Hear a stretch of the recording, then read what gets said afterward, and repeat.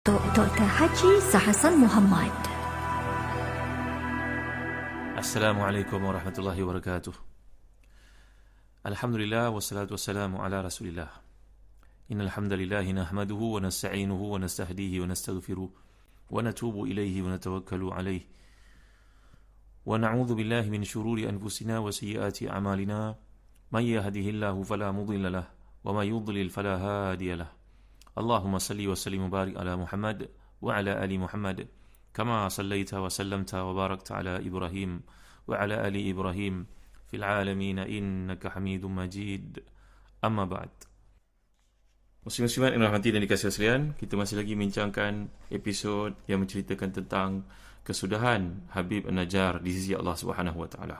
Menurut ayat 26 hingga 29 iaitu firman Allah Subhanahu wa taala, A'udzu billahi minasyaitonir rajim. Qila dukhulil jannah قال يا ليت قومي يعلمون بما غفر لي ربي وجعلني من المكرمين وما أنزلنا على قومه من بعده من جند من السماء وما كنا منزلين إن كانت إلا صيحة واحدة فإذا هم خامدون. Dikatakan kepadanya, masuklah ke syurga.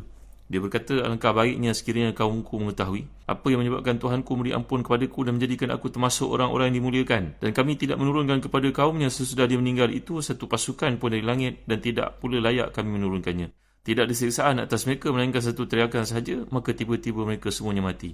Para pendengar yang dimuliakan Allah sekalian, antum boleh melihat tafsir Ibn Katsir pada jilid ke-8 muka surat ke-17. Huraian dikemukakan di sini bahawa ini mengisahkan tentang Habib An-Najjar yang dimasukkan ke dalam syurga, dan dipendekkan cerita dalam konteks pembawakan penceritaan Al-Quran seperti disebut oleh para ulama tafsir. Ini satu bentuk ijaz, iaitulah bila Allah SWT menjadikan kisah tersebut seolah-olah ia terpotong, tapi sebenarnya bagi mereka yang memahami siyak al-ayah, mereka akan faham apakah yang berlaku kepada Habib An-Najjar hakikatnya. Iaitulah beliau telah dibunuh dengan kejam, dan berkenaan dengan apa yang berlaku kepada beliau ini disebut dalam kitab-kitab tafsir. Contohnya tafsir Durrul Manthur. Akhrajahu Al-Hakim wal-Baihaqi fi Dalail an Urwah, bahawa Urwah bin Mas'ud As-Saqafi, sahabat Nabi daripada Bani Saqif ini, beliau merupakan salah seorang sahabat yang Nabi puji dan Nabi sebut dia menyerupai Sayyidina Isa Al-Masih alaihi salam. Bahawa Urwah bin Mas'ud As-Saqafi ini pernah minta kepada Nabi SAW untuk pulang kepada kaumnya, yang mana kaumnya Bani Saqif yang duduk di Taif ini. Lalu Nabi dengan mukjizat yang Allah berikan kepada baginda bersabda kepada Urwah, innahum qatiluk, kalau kau pulang nanti Urwah, kau akan dibunuh oleh mereka. Jawapan Urwah, ya Rasulullah, law wajaduni naiman ma'iqazuni. Wahai Rasulullah, hormatnya mereka kepada saya, kalau saya tidur mereka tak berani nak bangunkan Rasulullah. Rasulullah sabda, engkau akan dibunuh nanti. Tapi Urwah meminta juga daripada Rasulullah untuk berdakwah kepada mereka. Faraja'a ilaihim fada'ahum ila Islam fa'asahu wa asma'uhu min al-adha falamma tala'a al-fajr qama ala ghurfatin fa'adhana bis-salati wa tashahhad faramahu rajul min saqifin bisahmin faqatalahu. Faqala Rasulullah sallallahu hina balaghahu qatlu mithlu Urwah mithlu sahibi Yasin da'a qaumu ila Allah faqataluhu.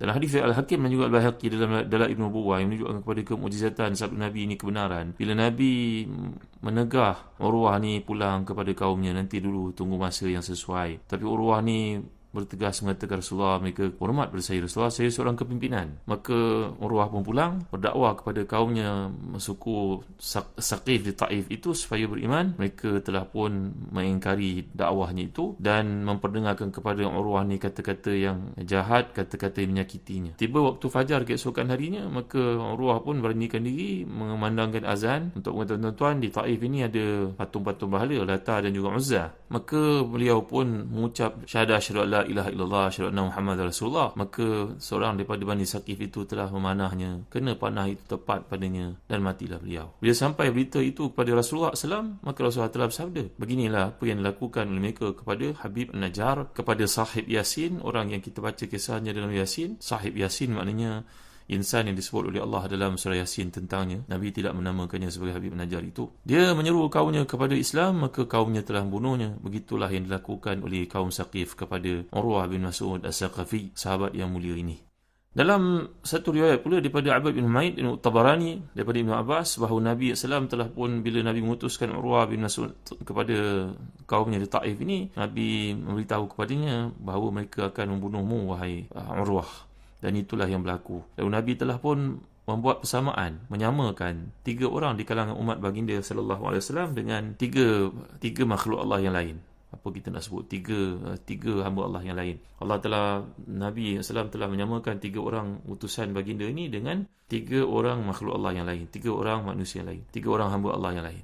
Iaitu kata Nabi SAW, tengok ya, Urwah bin Mas'ud Saqafi ini sama dengan Isa bin Maryam. Manakala Dihya Al-Kalbi menyamai Jibril AS. Dihya ni seorang sahabat yang kacak, yang handsome. Dan kerap kali Jibril datang bertemu dengan Nabi dan rupa manusia menyerupai rupa Dihya Al-Kalbi. Sampai Abdullah bin Abbas radhiyallahu anhuma satu ketika bila melihat Nabi sedang datangi tamu, disangkanya itu merupakan Dihya Al-Kalbi, padahal ia merupakan Jibril AS.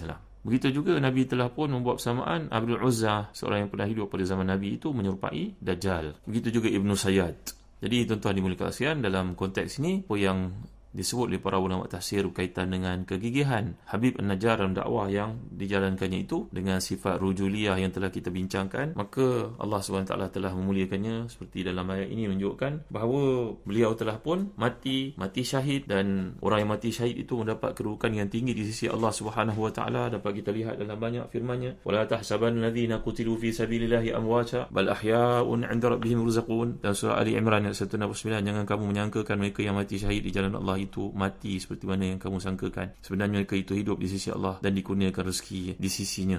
Cuma dalam menceritakan apakah maksud mereka itu dimasukkan ke dalam syurga seperti dalam ayat ini, qila dukhulil jannah, masuklah engkau ke dalam syurga wahai Habib An-Najjar. Apakah syurga yang dimaksudkan itu langsung orang yang mati syahid ini terus masuk dalam syurga, ataupun menunggu kebangkitan manusia keseluruhannya dari kubur masing-masing bila berlaku yaumul mahsyar, yaumul hisab nanti. Kalau kita lihat pada ayat ini, ungkapan yang menunjukkan bahawa ucapan malaikat ni berita gembira tentang kenikmatan, satu gambaran kenikmatan yang diberikan Allah dalam alam barzakh. Memang ada juga para ulama yang berpendapat bahawa seorang yang mati syahid akan langsung masuk syurga. Tetapi pernyataan seperti ini sebenarnya tidak selari dengan sekian banyak ayat Quran menegaskan penantian semua orang di alam barzakh sebelum berlakunya perhitungan di padang mahsyar nanti, barulah mereka akan masuk syurga atau masuk neraka. Jadi ayat yang kita bacakan ini tidak menjelaskan bahawa lelaki yang dibunuh, lelaki yang bergegas itu dibunuh oleh kaumnya. Namun demikian, inilah yang diisyaratkan bahawa dia mati dalam keadaan mati syahid. Kata Syekh Qutub, bila Allah pindahkan perbincangan ini daripada kisah dakwah tiba-tiba terus masuk ke dalam syurga, ini menggambarkan kepada kita, kata pengarang Fizil Al-Quran ini, ia menggambarkan kepada kita bahawa perpindahan yang begitu cepat dari satu alam kepada alam yang lain. Kita menyangkakan dia terseksa dengan dipukul sampai terkeluar ususnya seperti disebut dalam kitab-kitab tafsir. Tapi bagi kita yang melihat perkara itu secara lahiriah, kita menyangkakan begitu seksa kematian yang lalui olehnya. Tetapi bila kita melihat redaksi ayat ini, kata Syed Qutub dalam tafsirnya, ia menunjukkan kepada satu perpindahan yang begitu cepat. Maknanya singkatnya masa di dunia sehingga tak terasakan segala kesusahan itu bila Allah melimpahkan ke atas seseorang itu nikmat, iaitu masuk dalam syurga ataupun mendapat ditunjukkan tempatnya maq'adahu minal jannah. Ditunjukkan tempatnya ahli syurga ini bila dia dapat menjawab semua soalan mungkar nakir dengan baik, dan memang dia ahli taqwa, orang bertakwa kepada Allah SWT,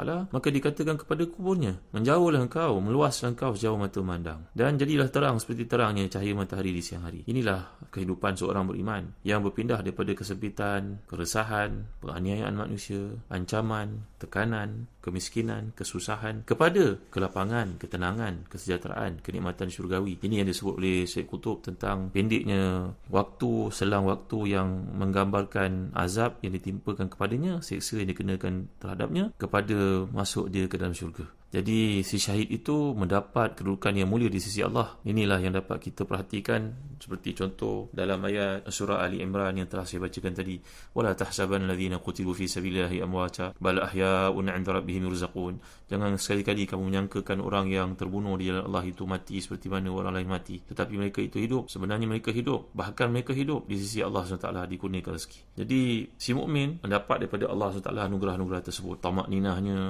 taufiknya. Itu sebab antara doa yang paling banyak diucapkan Nabi kita sallallahu alaihi wasallam itulah Allahumma inni as'aluka al-huda wat-tuqa wal-afaf wal ghina. Begitu juga minta kepada Allah sadad.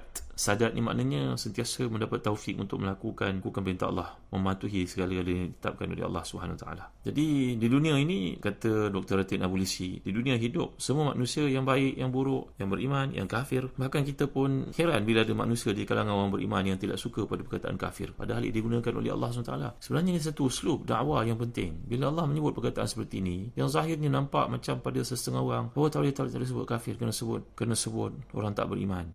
Subhanallah, Masya Allah. Perkataan yang Allah guna oleh Quran ini sebenarnya memujuk. Di satu sudut lain, ia merupakan satu gesaan supaya orang berfikir kenapalah Allah label perkataan itu kepada fulan bin fulan seperti itu. Supaya dalam hatinya terfikir dan fitrah yang dalam diri mengajak dia untuk mencari kebenaran, mengikutinya. Itu psikologi Quran. Jadi orang yang istiqamah, orang yang menyeleweng, orang yang pembohong, orang yang bercakap benar, orang beriman, orang tidak beriman, orang kafir, orang yang bersifat dengan kejujuran, orang yang khianat, semua manusia hidup sama saja di dunia pada penglihatan lahiriah kita. Makan, minum, tidur, berkahwin. Bahkan setengah daripada mereka itu boleh hidup dalam kenikmatan yang melimpah ruah, padahal dia kafir. Yang mukmin ini kelihatan kehidupannya serba sederhana. Tetapi tuan-tuan ini mulia Allah sekalian, nanti kita jangan lupa sampai ke ayat 59, nanti Allah akan menyatakan wamtazul yauma ayyuhal mujrimun. Sekarang waktu untuk berpisah untuk kamu sekalian manusia yang kat dunia nampak macam sama, adik-beradik, rambut sama hitam, hati lain-lain, tapi di akhirat besok akan dibezakan. Wamtazul yauma ayyuhal mujrimun. Imtiaz, iaitu perbezaan, sempadan ini akan ditandakan oleh Allah SWT di antara si mujrim dengan si mukmin, di antara si kafir dengan si muttaqi, dengan si fasik, si munafik. Semuanya akan ada sempadannya di akhirat nanti. Maka dalam ayat yang dibawakan oleh Allah kat sini mengajak kita, memotivasi kita untuk menyedari. Sebab dibawakan kisah oleh para salihin bahawa seorang daripada salihin membaca ayat surah Yasin ini sampai kepada ayat inni idzal lafi dhalalim mubin. Kan ramai yang kita lihat orang jadi imam meninggal dunia, orang sembahyang subuh meninggal dunia, orang tahajud di masjid, tiba-tiba kamera itu tangkap image dia, tak bangun-bangun dia sujud. Ya Allah Rabbi, banyak kematian yang dicemburui. Maka kisah para salihin disebut ini, dibaca surah Yasin, maka sampai kepada ayat inni idzal lafi dhalalim mubin, mati dia. La ilaha illallah Muhammadur Rasulullah. Maksud ayat ini, kalau begitu aku dalam kesesatan yang nyata. Maka semua sahabat yang ada di situ, Allah, kenapalah kematian dia begini ya? Apakah ini su'ul khatimah? Dia sebut pada Allah, aku mati dalam, kalau begitu aku di kalangan orang sesat, aku dalam kesesatan yang nyata. Fara'ahu ba'duhum fil manam faqala ya sayyidina ma fa'alallahu bik. Maka sebagai hadiah kepada pengikut-pengikutnya, orang salih ini bila dia mati, ketika baca ini idzal fi dhalalim mubin, ini kisah yang dikemukakan oleh para ulama, ada disebut oleh Dr. Ratin Abulisi dalam tafsirnya, tafsir Nabulisi itu. Maka seorang daripada anak muridnya melihat dalam mimpi, bertanya kepadanya, Sayyidina, Tuhan kami, ya Sayyidana, ma fa'alallahu bik. Apa yang berlaku pada Tuhan ya? Tuhan mati, iaitu baca ayat ini, inni idzal lafi dhalalim mubin. Sungguhnya aku dalam kesesatan nyata. Nak tahu lebih lanjut tuan-tuan, insya-Allah kita sambung dengan kuliah akan datang. Wallahu a'lam. Wa sallallahu ala sayyidina Muhammad wa ala alihi wa sahbihi wasallam. Walhamdulillahirabbil alamin. Wa barakallahu fikum. Wassalamu alaikum warahmatullahi wabarakatuh.